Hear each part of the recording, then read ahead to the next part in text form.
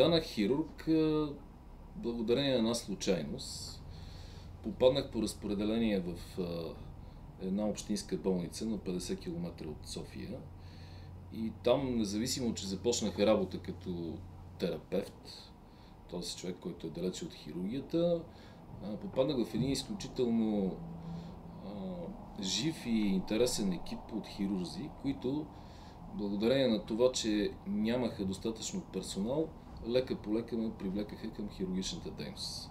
Тоест аз започнах да асистирам на колегите, видях, че хирургията е една изключително интересна специалност, пълна с адреналин, ако искате, с рискове, но и с доста приятни изживявания.